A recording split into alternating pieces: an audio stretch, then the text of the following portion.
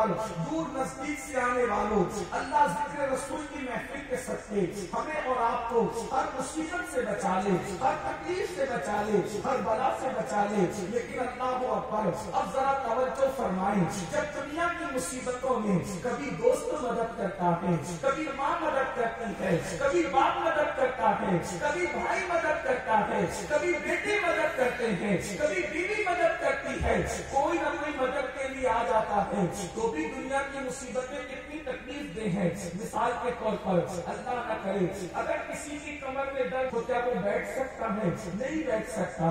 سر میں درد ہونے لگے تو انسان تڑپنے لگتا ہے۔ اللہ نہ کرے بچھو کاٹ لے تو انسان تڑپنے لگتا ہے۔ اللہ نہ کرے سانپ ڈس لے تو انسان بلبلانے لگتا ہے۔ یہ دنیا کی مصیبتیں ہیں، لیکن اس کا جو وہ علاج بھی ہے، انجیکشن لگا دو درد چلا جائے گا، دوا دے دو تکلیف دور ہو جائے گی۔ لیکن اب آئیے میرے آقا صلی اللہ علیہ وسلم کے دیوانوں، آخرت کی مصیبت کیا ہے؟ آخرت کی مصیبت کو عذاب الہی کہتے ہیں، اللہ کا عذاب کہتے ہیں، اللہ کی پکڑ کہتے ہیں۔ اور اللہ اکبر، اللہ کا عذاب جو آخرت میں تیار کیا گیا ہے، کن کے لیے تیار کیا گیا ہے؟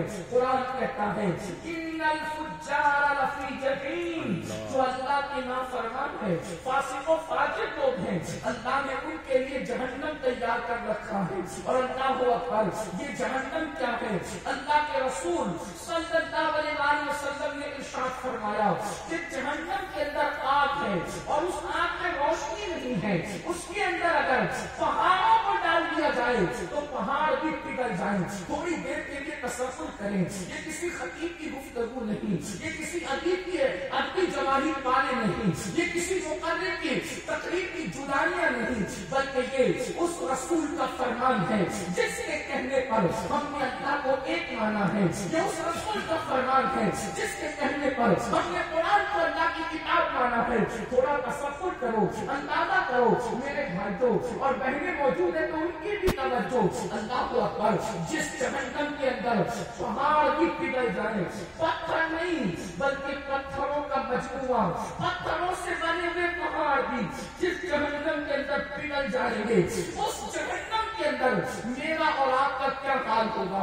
اللہ رب العزت سے دنیا کی مصیبتوں سے چھٹکارے کے لیے دعا مانگنے والوں، دنیا کی مصیبتوں سے ڈرنے والوں، ذرا تصور تو کرو، ذرا گمان تو کرو، جس میں پہاڑ پگھل جائیں گے اس انسان کی پوزیشن کیا ہوگی؟ انسان کی ہڈی اور چمڑی کا حال کیا ہوگا؟ اب آئیے ذرا ٹھنڈے دل کے ساتھ اللہ اکبر ایک حدیث پاک جو کئی احادیث کا مجموعہ ہے اس کو ذرا توجہ سے سن لیں اور میری گفتگو مکمل ہوگی۔ اللہ اکبر، میرے اور آپ کے آقا مصطفیٰ جان رحمت صلی اللہ علیہ وسلم جب معراج پر تشریف لے گئے، حضور علیہ السلام نے جب سفر معراج کیا، ہم معراج کا جشن مناتے ہیں، آپ نے بھی معراج النبی کے جلسوں میں شرکت کی ہوگی۔ وہ معراج کا سفر جس پہ براق پر بیٹھ کر آقا بیت المقدس تک گئے، پھر آسمانوں تک گئے، اس کے بعد جبل سدرہ پر گئے، اس کے بعد عرش پر گئے، اس کے بعد لامکہ پر گئے اور اللہ کا دیدار کیا۔ اللہ اکبر، ہمارے آقا علیہ السلام نے ماتھے کی آنکھوں سے اللہ کا دیدار کیا اور ارشاد فرمایا انی رأیت ربی، میں نے اپنے رب کو دیکھا۔ اللہ اکبر، خدا کو دیکھنے کے بعد اللہ پاک نے محبوب کو جنت کی سیر کرائی اور جنت کی سیر کے بعد اللہ رب العزت نے جہنم کا مشاہدہ کرایا۔ مشاہدے کا مطلب علماء فرماتے ہیں محبوب کو جنت میں بٹھا کر جہنم دکھائی گئی۔ حبیب کی جہنم دیکھیے، اب اللہ کے رسول علیہ السلام نے جو جہنم کا ماحول دیکھا اس کو بیان فرمایا، اس کو ذرا سن لے۔ یہ معراج النبی کے بیان کا ایک حصہ ہے اور اللہ پھر سوچو کہ ہم کہاں ہوں گے، ہماری کیفیت کیا ہوگی۔ اللہ کا عذاب کیا ہے؟ قرآن کہتا ہے ان بطش ربک لشدید، تیرے رب کی پکڑ بڑی سخت ہے۔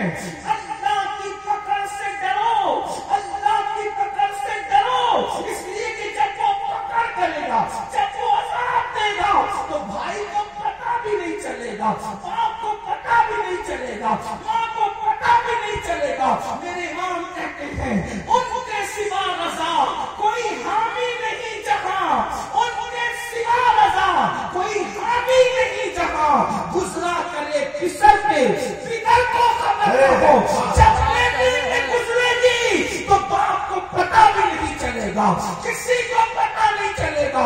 और याद रखना, अगर कोई सोचे कि पता भी चल जाए तो कोई कर ना सकेगा। अल्लाह अकबर, वहां तो किसी को इजाजत ही नहीं होगी, वहां तो किसी को अल्लाह अकबर, अल्लाह अकबर, वहां तो किसी की ताकत भी नहीं होगी। मेरे इमाम मजीद फरमाते हैं, कहते हैं कि शफाअत करे हश्र में जो हमारी, सिवा तेरे किसको ये कुदरत मिली है? अरे सबको अपनी अपनी पड़ी होगी। अल्लाह अकबर। अब आइए, मेराजुल नबी ने मेराज की शब में अल्लाह का दीदार भी किया, जन्नत की सैर भी की और जहन्नम का जो मुशाहिदा किया उसको सुने। मेरे और आपके आका व मौला खातिमुन नबीयीन कायदुल मुरसलीन सय्यदुल आलमीन फरमाते हैं कि जब मैंने, ऐ मेरे सहाबा, आका सहाबा को बयान कर रहे हैं, ऐ मेरे सहाबा, जब मैंने जहन्नम का मुशाहिदा किया, आका इरशाद फरमाते हैं, तो मैंने देखा एक बंदा लेटा हुआ है, जहन्नम के अंदर लेटा हुआ है। हाय हाय, अल्लाह के रसूल बयान कर रहे हैं, जहन्नम के अंदर लेटा हुआ एक बंदा और एक बहुत बड़ा पत्थर उसके सर पे मारा जा रहा है। अल्लाह अकबर। मैं आपके और अपने चेहरे को देखता हूँ तो मुझे भी अपने आप और आप पर भी तरस आता है कि अल्लाह अकबर, कितने कमजोर हैं हम लोग और खुदा का ज़ात कितना ताकतवर है। कैसा वो खौफनाक माहौल होगा। अल्लाह के सच्चे नबी फरमा रहे हैं, और ये बात सुनना और ध्यान से सुनना और गौर से सुनना, और देर तक आपको इम्तिहान में नहीं रखेंगे मुख्तसर में, लेकिन ये किसी के दिल की आवाज है, ये किसी के दिल की सदा है। ऐ मेरी कौम के जवानों, सोचो तो सही, अल्लाह अकबर, जहन्नम की आग पर कोई लेटा हो और उसके सर पे बड़ा पत्थर मारा जा रहा हो। अल्लाह के रसूल बयान कर रहे हैं, अल्लाह के सच्चे नबी बयान कर रहे हैं, अल्लाह अकबर, ये इतने सच्चे हैं। सच्चे तो दुनिया में बहुत आए, लेकिन मेरे नबी इतने सच्चे हैं जिनकी सच्चाई की गवाही उनके दुश्मन भी देते हैं। दुश्मन भी जिसे सादिकुल वादुल अमीन कहते हैं, जिसकी सच्चाई की गवाही अल्लाह तबारक व तआला देता है। अल्लाह को अकबर, जरा गौर तो करें, यकीनन आपको मालूम नहीं है, इसलिए आप कहीं और जा रहे हैं। ये जैसे इसीलिए तो है, हमारे नबी साहब ने इसीलिए फरमाया, ये जैसे इसीलिए तो है ताकि आपकी मालूमात में इजाफा हो, आपको बताया जाए, आगाह किया जाए क्या हो रहा है। अल्लाह को अकबर, मेरे आका सच्चे नबी सादिक़ो मज़दूक़ फरमाते हैं, एक शख्स लेटा हुआ है और उसके सर पे बड़ा सा पत्थर मारा जा रहा है और वो पत्थर लुढ़क कर दूर जाता है। वो बंदा उसको उठा के लाता है तो पत्थर से जो सर कुचला गया था, शारिकीन फरमाते हैं, सर वो पत्थर से जब कुचला जाता था तो वो सर ऐसे पिस जाता था जैसे चने पे हथौड़ा मारने से चना पिस जाता है, वैसे वो पत्थर मारने से सर पिसता है। और आप इसका अंदाजा कर सकते हैं।